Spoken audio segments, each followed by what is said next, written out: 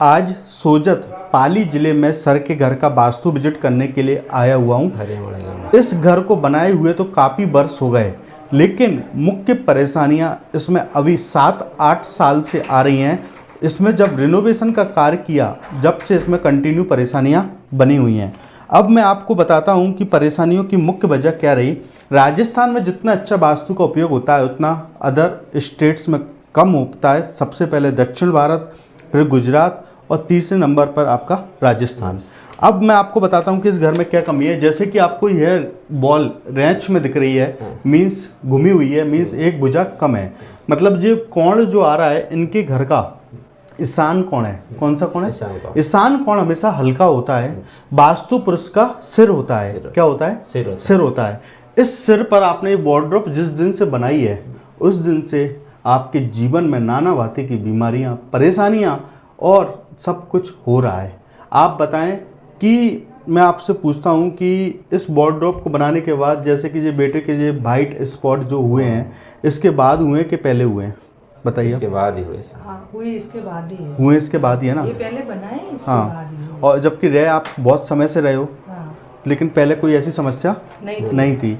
देखिए, मैं नक्शे में आपको समझाता हूँ। इधर आइए कि यह घर का इनका नक्शा है और यह भुजा जो कटी हुई है, देखिए ये भुजा कटी हुई है, मीन्स इस घर का ईशान कोण कटा है। जब तक इस पर वार्डरोब नहीं बनी थी, यह भुजा का जो दोष था वह इतना नहीं लग रहा था कि इतनी गंभीर समस्या दे। लेकिन ईशान कोण को जैसे ही भारी किया, ईशान कोण को जैसे ही भारी किया और तत्काल वास्तु पुरुष के सिर पर इफेक्ट हुआ।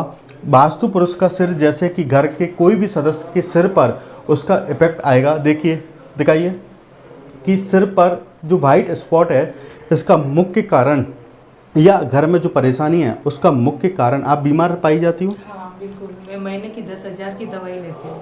महीने की 10,000 रुपये की दवाइयाँ लेती हैं और बच्चे को समस्या और सब प्रकार से समस्या, जो पैसा कमाते होगे बचता भी नहीं होगा। इसके भी लग रहा है सर, हर महीने 3-4 इसकी भी दवाई लेके आते हैं। कर्जा बढ़ रहा है, बचते नहीं है।